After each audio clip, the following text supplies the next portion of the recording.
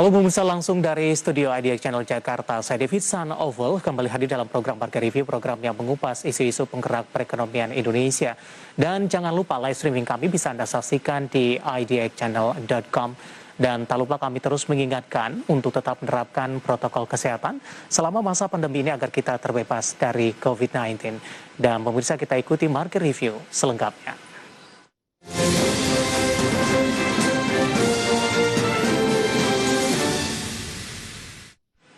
Pemirsa, PT Krakatau Bandar Samudra merupakan salah satu entitas usaha PT Krakatau Steel Tbk yang bergerak di bidang jasa pengelolaan pelabuhan, kini tengah melakukan rebranding Cigading Port menjadi Krakatau International Port. Hal tersebut untuk menargetkan pasar yang lebih luas serta menciptakan persepsi bahwa Krakatau International Port merupakan pelabuhan umum yang siap melayani siapa saja.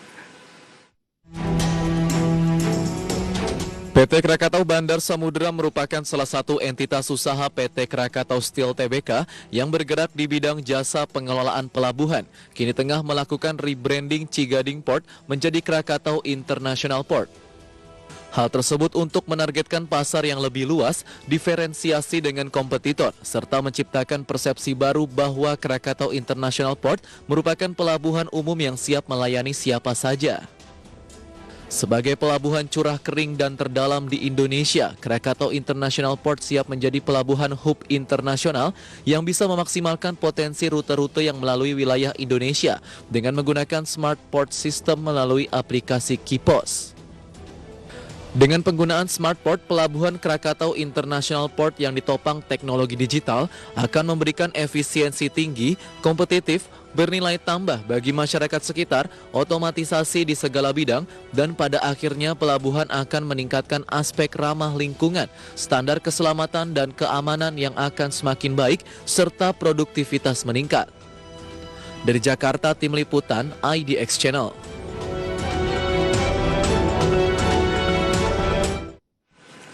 Ya, pemirsa, di Market Review kali ini kita akan membahas topik yang menarik ini terkait juga dengan perkembangan Krakatau International Port yang siap mendunia, pemirsa. Saat ini kami sudah terhubung melalui Zoom bersama dengan Bapak Akbar Johan, CEO Krakatau International Port. Kita akan langsung sapa saja, live by phone maksud saya dalam hal ini. Pak Akbar, selamat pagi, apa kabar Pak?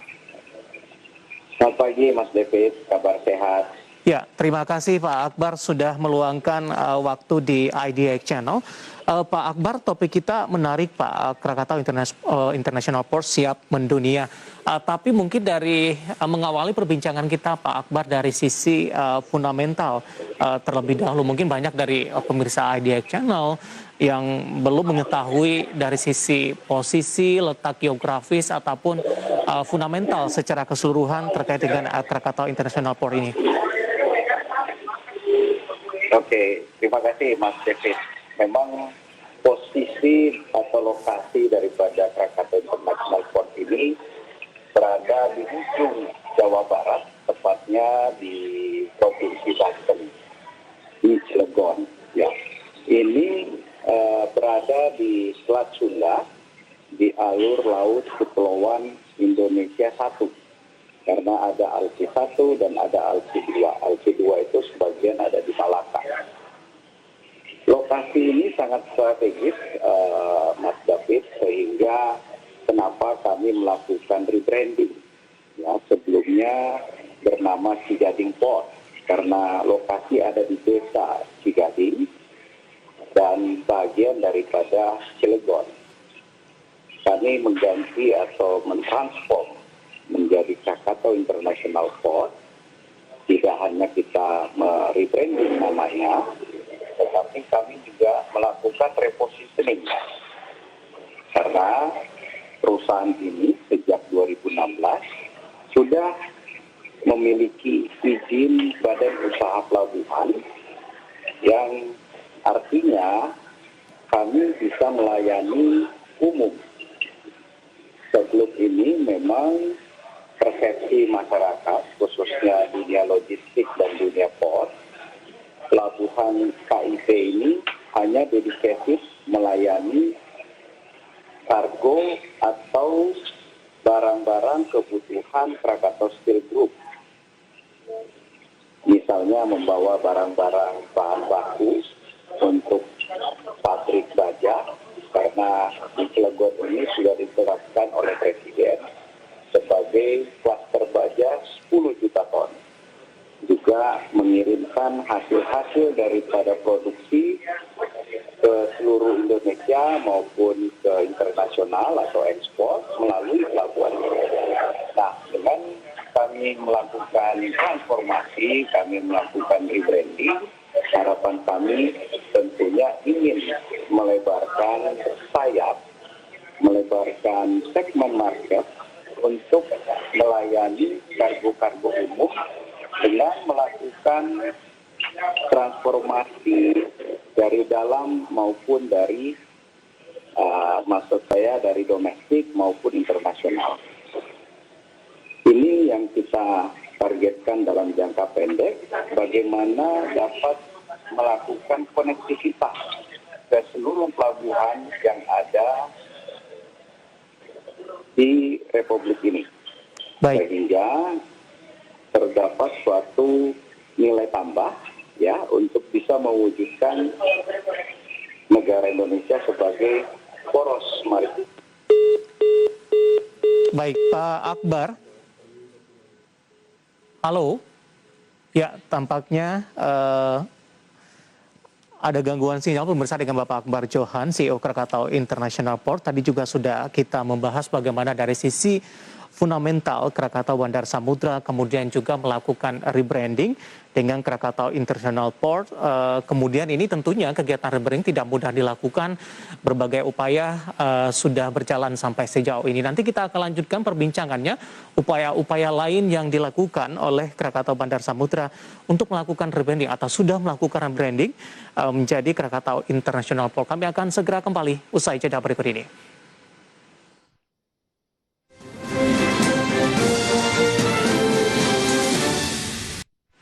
Ya, pemirsa masih di Marga Review dan kita masih berbincang bersama dengan Bapak Akbar Johan, CEO Krakatau International Port, dan kita masih membahas topik Krakatau International Port siap mendunia. Pak Akbar, kita lanjutkan kembali, Pak. Ya.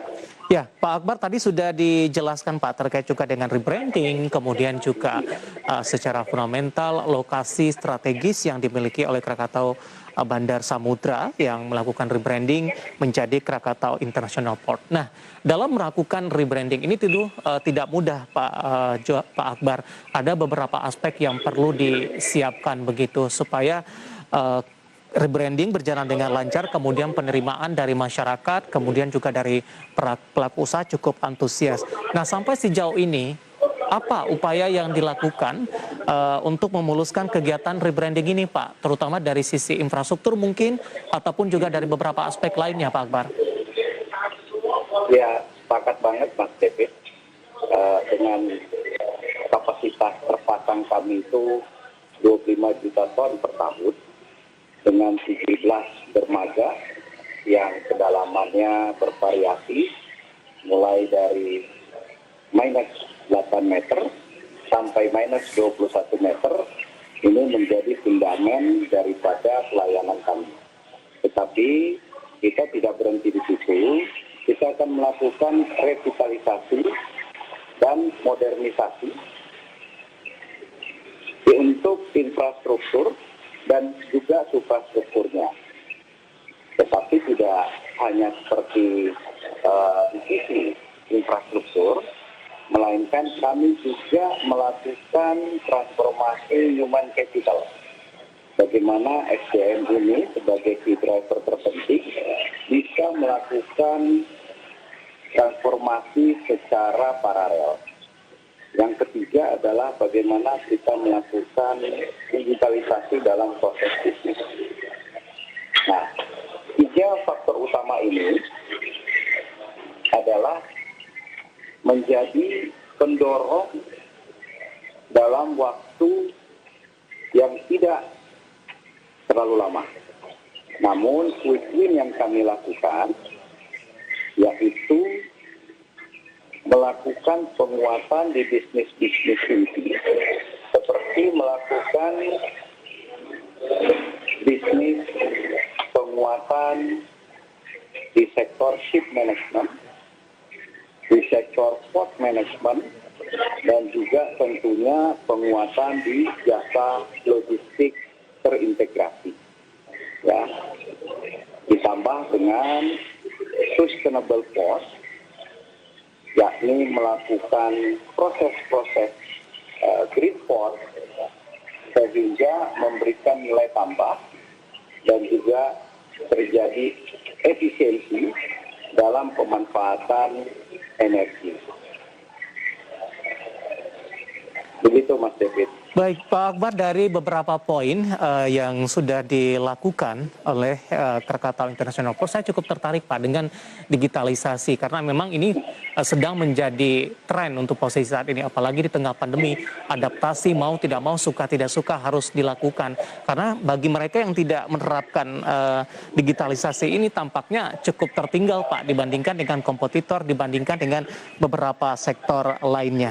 Nah, Krakatau International Port mendapatkan penghargaan utama dalam kategori proses internal IDX Channel Anugerah Inovasi Indonesia 2021 atas inovasi KIPOS atau KIPOS. Bisa dijelaskan secara mendalam tidak Pak terkait dengan digitalisasi dan mengenai KIPOS ini Pak Akbar?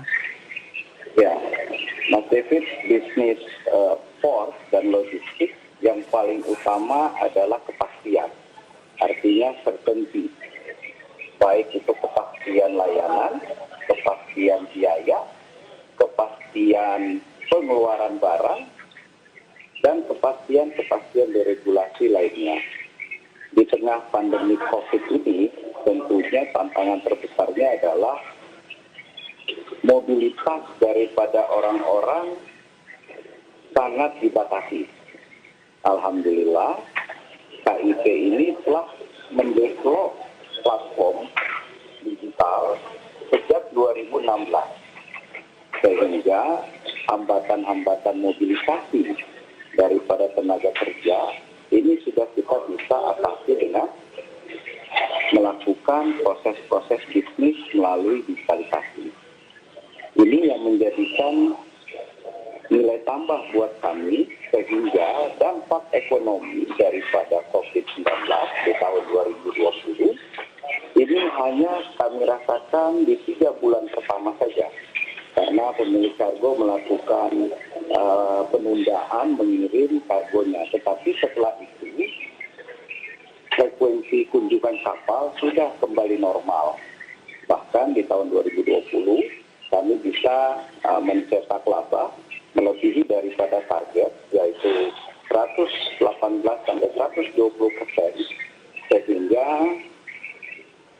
kemampuan finansial KIP ini sangat mendukung untuk melakukan transformasi ke depannya.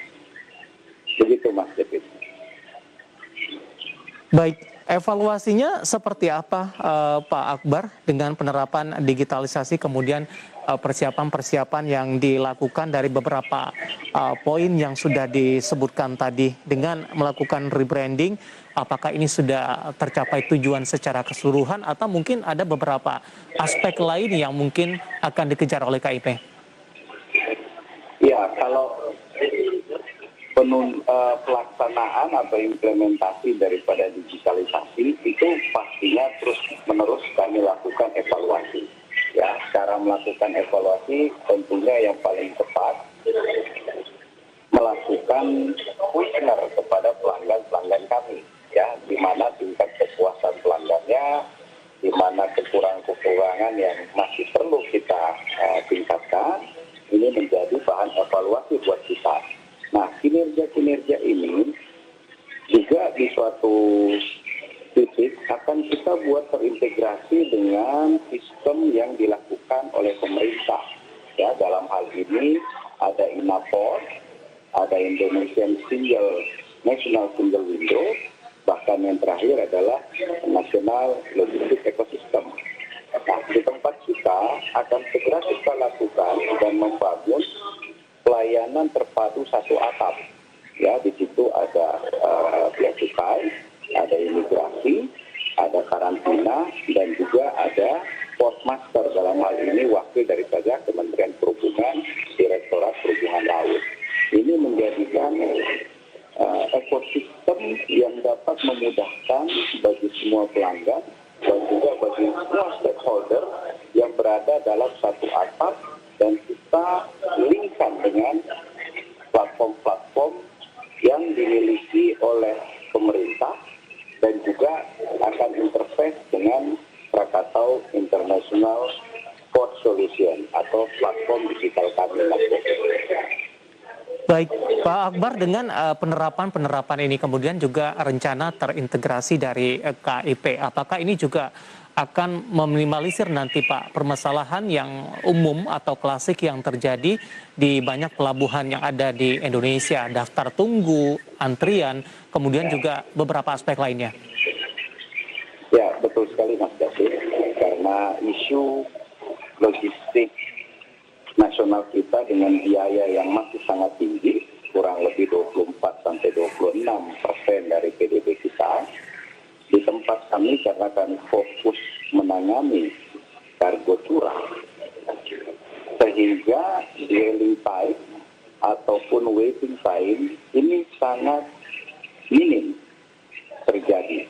Ya, sehingga kami tidak jarang mendapatkan reward daripada pelanggan kami, karena kami bisa memberikan layanan zero waiting time. Ini menjadi suatu key driver buat kita untuk terus membangun trust kepada stakeholder, kepada pelanggan, bahwa di Banten ada pelabuhan internasional yang khusus menangani curah dengan advantage kompetitif yang sangat maksimum.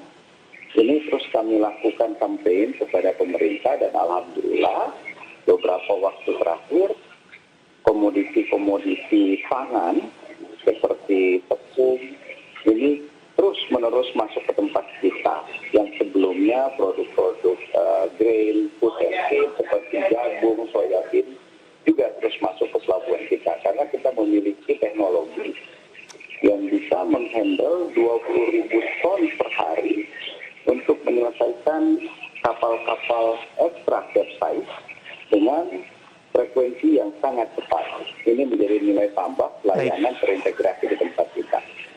Ya, Pak Akbar, terakhir Pak, dengan kita sudah memasuki di kuartal keempat di 2021, seberapa besar optimisme dari KIP dengan menyisakan beberapa bulan ke depan untuk kinerja di 2021 terkait juga dengan pencapaian dan kegiatan rebranding yang dilakukan sampai sejauh ini?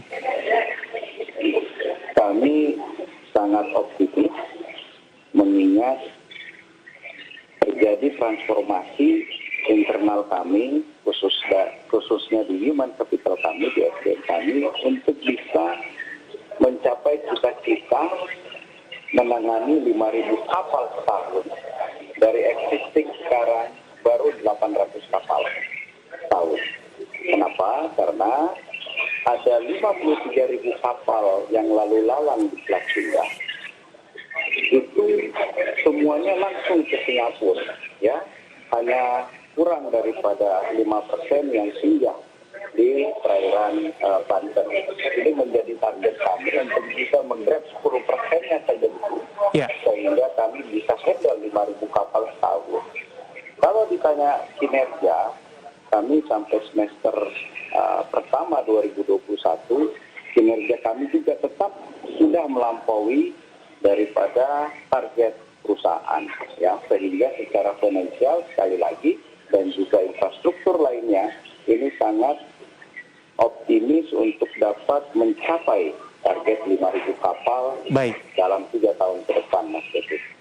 Pak Akbar, waktu kita cukup terbatas, Pak. Terima kasih sudah bergabung bersama kami. Terima kasih juga atas penjelasannya terkait juga dengan Krakatau International Port siap mendunia, dan mudah-mudahan ini kegiatan rebranding kemudian upaya-upaya dilakukan berjalan dengan lancar.